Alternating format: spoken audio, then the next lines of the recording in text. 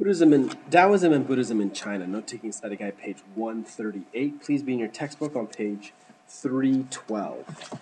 We're going to go over the teachings of Taoism first, then followed by how Buddhism affected China as well.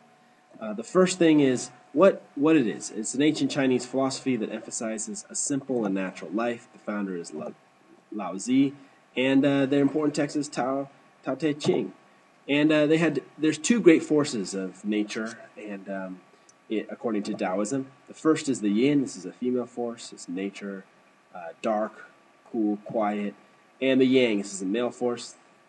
In nature, it's bright, warm, active. And they work together because of this thing that they call the Tao. The most fundamental teaching of Taoism is that all things in the universe follow the Tao, and all would be well if everybody followed this in the world, and all problems would go away. In Buddhism, it was brought to China by Indian missionaries, and it introduced reincarnation, karma, enlightenment, and salvation. These ideas were introduced to China through Buddhism. The most popular Chinese Buddhist sect is Pure Land Buddhism, and this is the idea, a sect that if you worship Bodhisattva named Amitabha, you would gain rebirth in a pure land known as the Western Paradise. Okay, and so if you just a reminder of what Bodhisattva is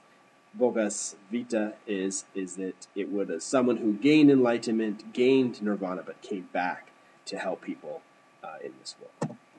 Okay, and in China there's three ways, and you can probably guess the kind of three distinct ways that in China was Taoism, Buddhism, and Confucianism. The first is Confucianism. This helped bring order to Chinese society. The second is Taoism. This encouraged people to live in harmony with nature. And the third is Buddhism. This offered a hope of an afterlife. And the three ways eventually mixed and borrowed ideas from each other. They absorbed each other's ideas, and they combined with traditional family values, traditional beliefs as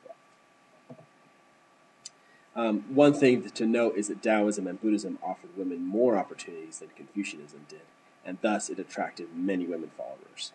Many more than Confucius did.